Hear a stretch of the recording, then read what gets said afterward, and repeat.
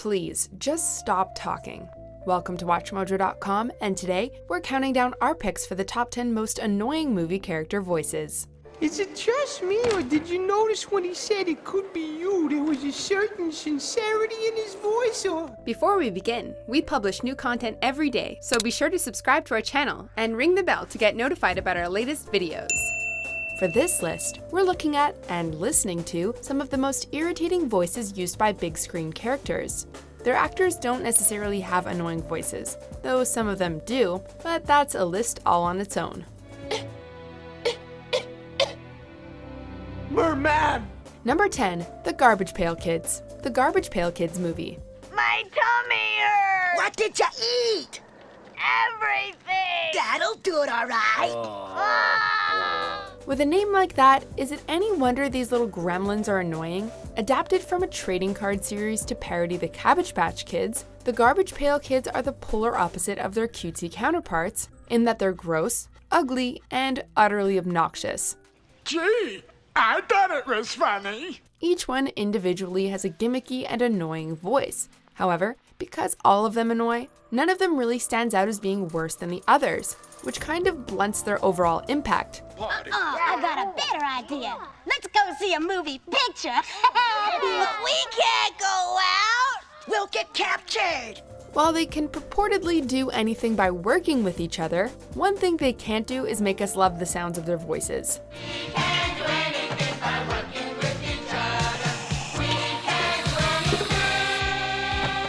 Number 9, Napoleon Dynamite. Napoleon Dynamite. No, Napoleon. But my lips hurt real bad. While we're on the subject of eponymous characters with annoying voices, Napoleon Dynamite is the titular teenage protagonist of this film, whose distinct, breathy voice can be quite grating. Aimless and contrary by nature, Napoleon spends most of the movie making bizarre and insanely quotable remarks, in between long, vacant expressions. I see you're drinking 1%. Is that because you think you're fat? While Napoleon's behavior and voice do have strange charisma to them for some, those who don't get the appeal often find this famed dork's voice, and those who imitate it, unbearable to listen to. Ugh. Idiot! Number 8, Skids and Mudflap. Transformers: Revenge of the Fallen.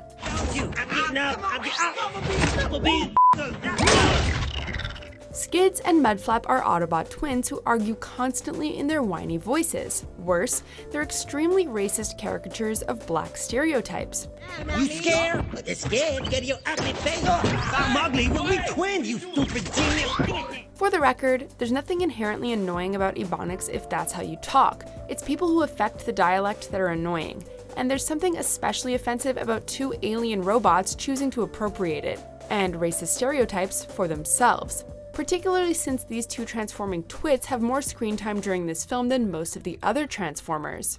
I got the green. That hurt, man. It's supposed to hurt. It's an ass kicking. There are plenty of other Transformers in this film series with annoying or offensive voices, but few of them are as prominent as Skids and Mudflap. You know, you gotta be part of the landscape. Ow! Number 7, Igor Peabody, the Problem Child franchise. It takes a big man to admit his mistakes. Okay, we know we're not picking on actors' voices specifically, but Gilbert Gottfried's signature voice, which isn't his natural one by the way, is absolutely ear-grating. While it can be fun in small doses, his turn as Igor Peabody is far from small, appearing in all 3 Problem Child films. Because I love being the principal. Because I hate children. I hate them. A shrill-voiced, abrasive adoption agent turned principal turned dentist, Peabody is an opportunistic and greedy man whose nemesis is the titular obnoxious orphan boy, Junior. Their conflict with each other is absolute murder on the eardrums. I hate clowns! And I'm sure they hate you too, kids. Nuke 'em. Number 6, Lina Lamont, Singing in the Rain. Oh, Donnie, you couldn't kiss me like that and not mean it just a teensy-weensy bit. Meet the greatest actor in the world. I'd rather kiss a tarantula. But you don't mean that. The transition from silent to talking films was rough on some actors, and few people epitomize this better than fictional actress Lina Lamont. And I can't stand 'em. Although her beauty makes her appear like a perfect leading lady in silent films, Lamont's high-pitched, annoying voice is unsuited to being heard, both by audiences in the movie and for those watching it, to the point where the studio tries to prevent her from being heard by the public. You mean it's gonna say up on the screen that I don't talk and sing for myself? Of course, what do you think?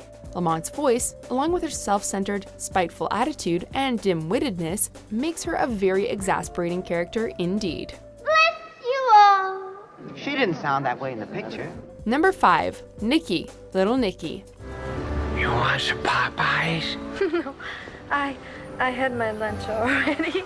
Okay. While Adam Sandler has quite a few annoying voices in his catalog of film roles, such as Jill of Jack and Jill, Oh, get over yourself. his crown jewel of annoyance is undoubtedly his turn as the character that gives Little Nicky its name. One might expect a character who's literally the son of the devil to have an irritating voice, but Nicky's is the result of an injury, which gives him a speech impediment. Cassius!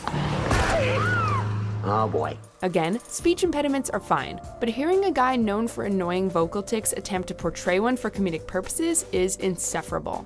Not a monster. Release the evil.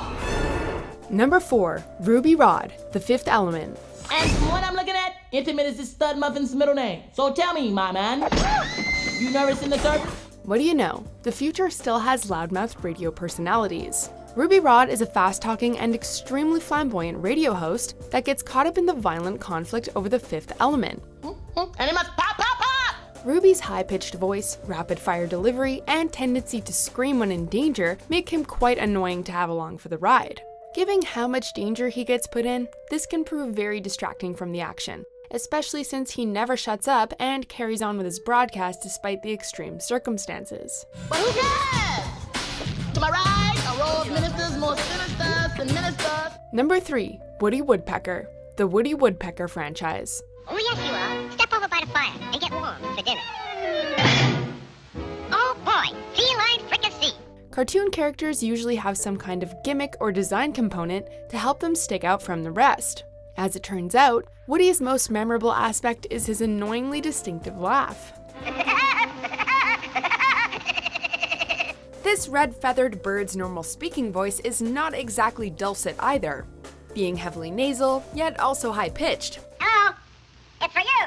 Despite how annoying many find his voice though, Woody and his voice clearly have their proponents, since the character has remained a part of pop culture for over 70 years. Clearly, Woody will be pecking away at people's ears for years to come. Blow your head off. See if I can. It's nice and warm here, and I got plenty of food. Number 2. Pee-wee Herman, The Pee-wee Franchise. Again and again and again and again! While this goofy man-child may have attained fame on the small screen, he and his annoying voice appeared on film first. What's so funny, Pee-wee? Pee-wee Herman is practically a boy in a man's body, and that description also encompasses a fondness for silly, often annoying voices.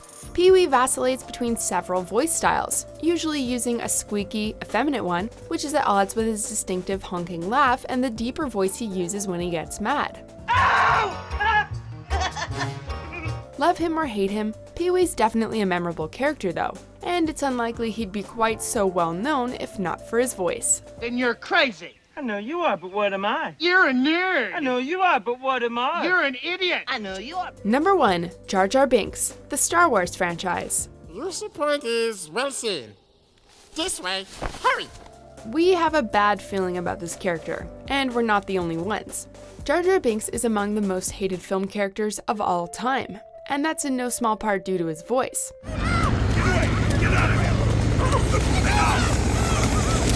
Jar Jar, as well as the rest of his species, the Gungans, have a very irritating speech pattern filled with spoonerisms and other nonsense, which, combined with Jar Jar's grating voice, makes listening to him rather torturous. Relax. You overdid it. The fact that he's a major character in the Star Wars prequels, particularly the first, is a gigantic factor in many fans' dislike of them. Do you agree with our picks? Check out these other great clips from WatchMojo, and be sure to subscribe and ring the bell to be notified about our latest videos.